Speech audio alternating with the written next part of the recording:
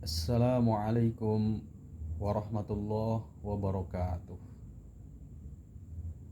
Alhamdulillahirabbil alamin. Wassalatu wassalamu ala asyrafil anbiya'i wal mursalin wa ala alihi wa sahbihi ajma'in.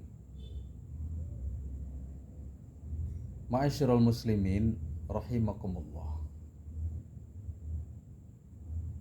Setiap kita, setiap umat Islam tentu mendambakan kebahagiaan dan keselamatan.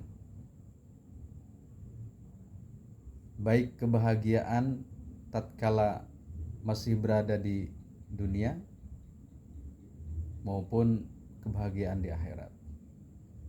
Baik keselamatan ketika kita masih berada di dunia, terlebih keselamatan setelah kita berada di akhirat.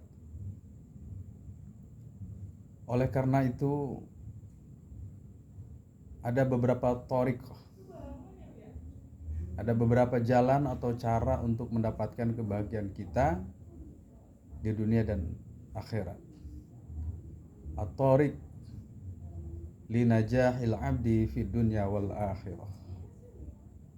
Jalan yang harus ditempuh untuk kebahagiaan seorang hamba, yaitu kebahagiaan di dunia dan di akhirat. Dalam sebuah hadis yang diriwayatkan Imam Bukhari,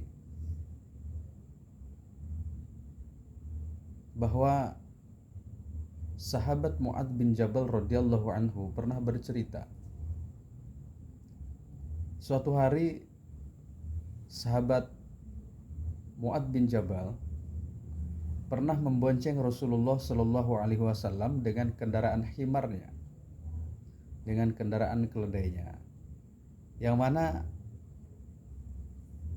jarak antara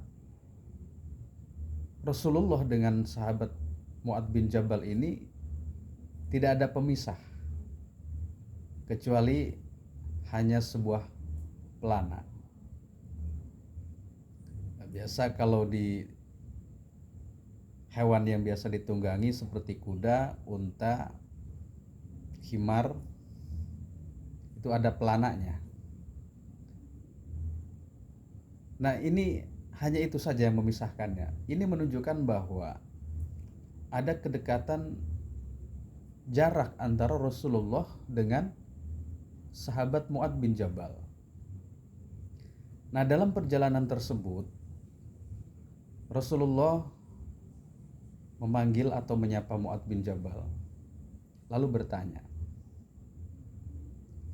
"Ya Mu'adz."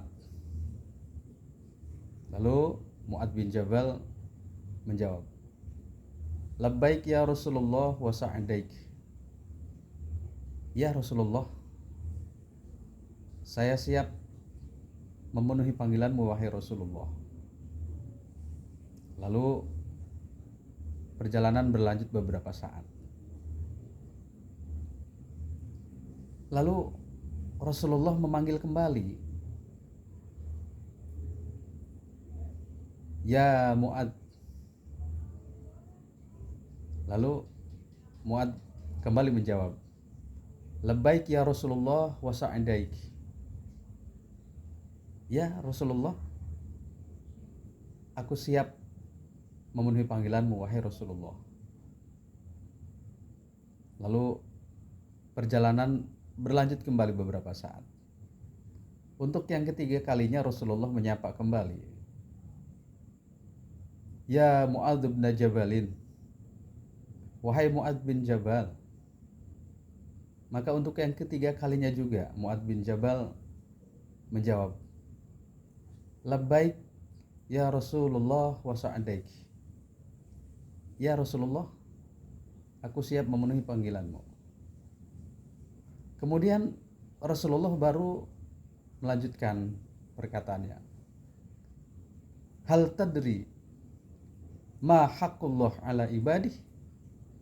Wahai Mu'adz bin Jabal, apakah kamu tahu apa hak Allah terhadap hambanya? mendapatkan pertanyaan seperti itu, Rasulullah, Mu'adz bin Jabal berkata kepada Rasulullah, Allah wa rasuluhu a'lam. Hanya Allah dan Rasulnya yang paham jawabannya, wahai Rasulullah. Lalu Nabi memberikan jawabannya, Haqqullah ala ibadihi ayya'buduhu wa la yusyriku bihi syai'a. Hak Allah atas hambanya, atau hak Allah yang merupakan kewajiban hambanya, yaitu di mana hambanya itu ayya'buduhu, menyembah Allah, wala yusyriku bihi syai'a, dan tidak mensekutukannya dengan sesuatu. Lalu kemudian perjalanannya dilanjutkan kembali. Dan kemudian Rasul bertanya, Ya Mu'adz bin Jabalin, wahai Mu'adz bin Jabal. Lalu Mu'adz kembali menjawab, Labbaik ya Rasulullah wa sa'daik. Ya wahai Rasulullah, aku siap menerima panggilanmu. Kemudian Rasul bertanya, Hal tadri ma haqqul ibadi 'ala Allah idza fa'aluhu. Wahai Mu'adz bin Jabal, apakah engkau tahu apa hak hambanya atas Allah apabila seorang hambanya melakukan apa yang diperintahkan oleh Allah Subhanahu wa taala? Lalu Mu'adz kembali menjawab, Allah wa rasuluhu a'lam. Hanya Allah dan Rasulnya, wahai Rasulullah, yang tahu. Lalu Rasulullah memberikan jawabannya, Haqqul ibad 'ala Allahi alla yu'adzibahu. Hak Allah terhadap hambanya, atau hak hamba, ya, dari Allah Subhanahu wa taala, yaitu di mana alla yu'adzibahum, Allah tidak akan menyiksanya.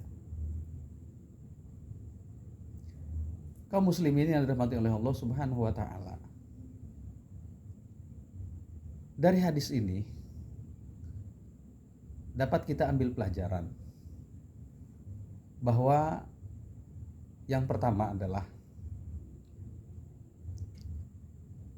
kita sebagai manusia diwajibkan untuk menyembah Allah Subhanahu wa taala, tetapi dengan tidak mensekutukannya, dengan tidak menyembah yang lain di samping menyembah Allah Subhanahu wa taala. Jadi sebagai seorang muslim, hendaknya kita menjadikan Allah sebagai Tuhan satu-satunya yang kita sembah. Kita tidak boleh mensyirikkan, tidak boleh menduakan Allah Subhanahu wa taala, menyembah Allah kemudian menyembah yang lainnya. Nah, ini adalah hak Allah untuk disembah. Berarti kewajiban kita sebagai seorang muslim untuk menyembah kepada Allah, hanya kepada Allah, dan tidak mensekutukan dengan menyembah kepada yang lainnya. Ini yang pertama. Yang kedua, bahwa ketika kita beribadah kepada Allah dengan tidak mensekutukannya, maka Allah akan memberikannya balasan, yaitu berupa an-najah, keselamatan, baik keselamatan fid dunya maupun keselamatan fil akhirah. Yaitu sesuai dengan perkataan Rasulullah, haqqul ibad 'ala Allah alla yu'adzibahum, bahwa ketika kita tidak mensekutukan Allah Subhanahu wa taala, maka seorang hamba ya akan terbebas dari azab atau siksa Allah Subhanahu wa taala. Kaum muslimin yang dirahmati oleh Allah Subhanahu wa taala. Demikian,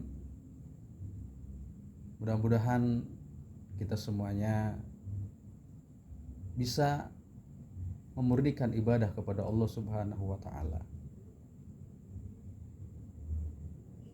Sebagaimana yang Allah firmankan di dalam surah Al-Isra ayat yang ke-22, di mana Allah Subhanahu wa taala berfirman,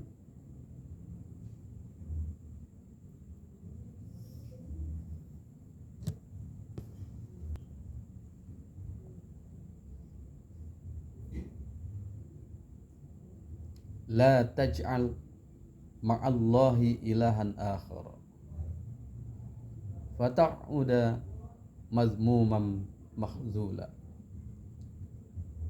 Jangan engkau jadikan beserta Allah Tuhan yang lainnya, maka engkau akan tercela dan terhina.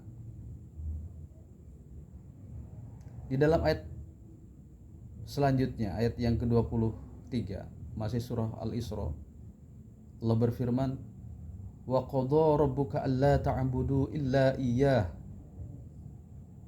dan Allah memerintahkan kepada kalian alla ta'budu illa iyyah,